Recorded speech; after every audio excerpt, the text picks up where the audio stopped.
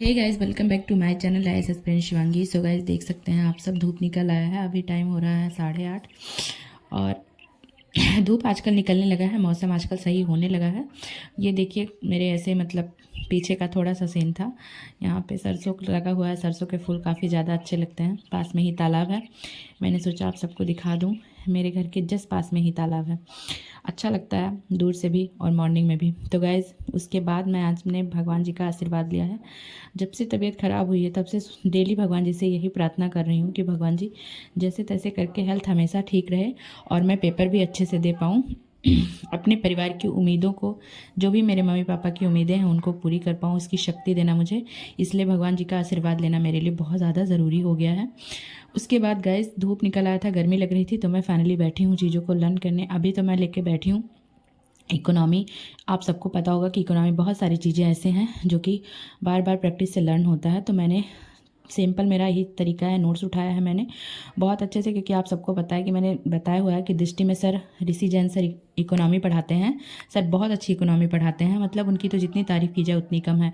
मुझे बहुत टफ लगती थी इकोनॉमी, बट जब से सर से मैंने क्लासेस लिया है मुझे बहुत अच्छे से समझ में आ गई है। तो अब मैं सारे फैक्ट जो भी है डाटा उनको लर्न कर रही थी बार बार, क्योंकि बार बार लिखने से मुझे ऐसा हो जाता है कि जैसे मतलब मैंने 4 पेजेस रिवाइज़ किया, उसके बाद 4 पेज के जो भी इंपॉर्टेंट की पॉइंट हाँ उनको लिख लिया, फिर देन मैंने रिवाइज़ किया, फिर लिखा। इस तरीके से मुझे चीज़ें लर्न हो जाती हैं, रिकॉल कर पाती हूँ मैं। अदरवाइज़ अगर केवल पढ़ती जाऊँ तो मैं भूलने लगती हूँ। तो ये मेरा तरीका है, मतलब कि 5-6 पेजेस पढ़ा एंड उसके बाद जो भी चीज़ें याद कर करके लिखने का, एंड देन उसके बाद दोबारा से जाने का। तो ऋषि सर बहुत अच्छी इकोनॉमी पढ़ाते हैं। और मैं आप सबसे बता दूं कि मैंने सर की क्लासेस के अलावा कोई बुक नहीं लिया है।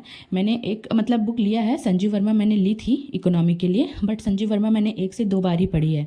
बाकी सर के मैंने नोट्स ही पढ़े हैं अच्छे खासे।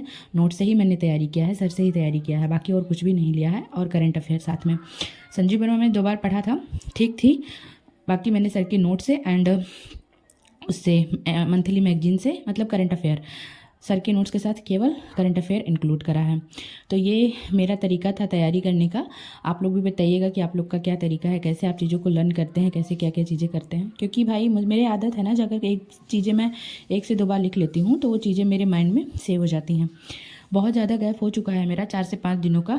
अब मैं कंटिन्यूटी बनाने की कोशिश कर रही हूँ। तो वैसे मैं तो थोड़े थोड़े टाइम पढ़ रही थी, बट अब जो मुझे लग रहा है इतना जो टाइम है पास में, इसमें अच्छा खासा मेहनत करने का टाइम आ गया है। अब वो टाइम आ गया है जब 15-15, 16-16 घंटे करना पड़ेगा स्टडी। तो उसके लिए मैं पहले अपने हेल्थ पे भी ध्यान दे रही हूँ। एंड इसीलिए मैं आप सबके साथ ब्लॉग भी थोड़े बहुत, जितना भी मुझे टाइम मिल पा रहा है, जितनी चीज़ें हो पा रही हैं, मैं शेयर कर रही हूँ। तो आज मैंने 3 सब्जेक्ट का टारगेट लिया था। Economy and geography and modern India भी मुझे करना है, आधुनिक भारत। तो ये मैंने लिया हुआ है। देखिए कितना हो पाता है, कैसे क्या हो पाता है, बाकी करते हैं।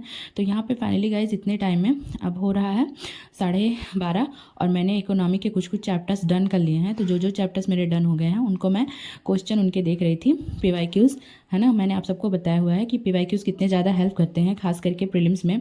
बहुत ही ज़्यादा, मतलब प्रीलिम्स मेंस दोनों में, बट PYQs बहुत ज़्यादा हेल्प करते हैं। ये देखिए उसके बाद ही गाइज बाहर का मौसम बदलने लगा था। मतलब अभी सुबह मैंने आप सबको दिखाया था धूप था, एंड थोड़ी देर में मौसम क्या हो जाता है, चेंज सा हो जाता है, हल्का हल्का बादल बादल आने लगता है। और ये टाइम जो बज रहा है अभी 3 से 3:30 बजे का टाइम है ना। ये आप सब देख सकते हैं, काफ़ी ज़्यादा मौसम ख़राब हो गया है। अब मैं यहाँ पे लेके बैठूंगी, जो मेरा दूसरा स्लॉट होगा उसमें मैं करूँगी ज्योग्राफी, जैसे कि मैंने आप सभी को बताया है। इसमें मैं ज्योग्राफी का अच्छा खासा रिवाइज़ करूँगी, वो भी मेरे नोट से ही है, क्योंकि अब मुझे नोट्स को जल्दी से जल्दी, मतलब जितनी चीज़ें बार हो पाए, क्योंकि अब इस टाइम पर मैं कुछ भी नया नहीं उठा रही, क्योंकि मेरे पास टाइम भी बहुत कम है।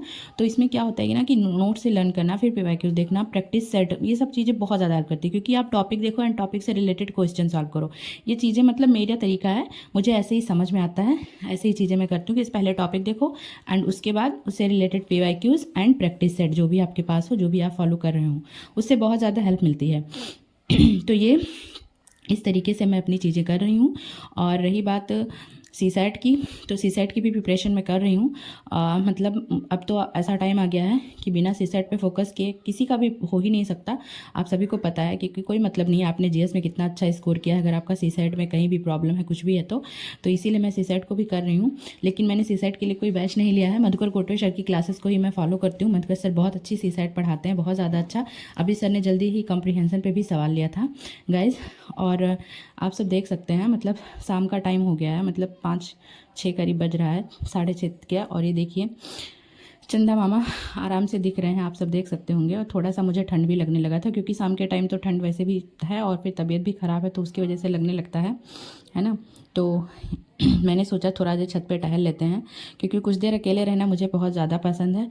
थोड़ी देर मैं खुद के साथ रहना पसंद करती हूँ, मेरा माइंड इससे थोड़ा सा हल्का हो जाता है और मुझे चीज़ें मतलब थोड़ा सा शांत होने के लिए मुझे खुद को महसूस करना पड़ता है। थोड़ा अकेले रहना मुझे अच्छा लगता है। तो छत पे मैं थोड़ा सा टहल रही थी, शाम का टाइम था और मतलब 2 सब्जेक्ट मेरे कंप्लीट हो चुके हैं, ज्योग्राफी एंड वो। बाकी जो बचा हुआ है वो मैं अभी शाम से करूँगी। गाइज़ यहाँ पे देखिए, ये छोटा सा बहुत ज़्यादा क्यूट लग रहा था, बाहर कहीं जा रहा था, तो मैंने कहा ले आओ इसको, हम लोग इसको अपने पास रख लेते हैं। पर गाइज़ सब इसको प्यार कर रहे थे, बट ये रो रहा था, धीरे धीरे करके इसको रोना आ रहा था, क्योंकि ये ऐसे भाग रहा था साइड में। मुझे ऐसा लग रहा है कि अपनी मम्मी को खोज रहा होगा।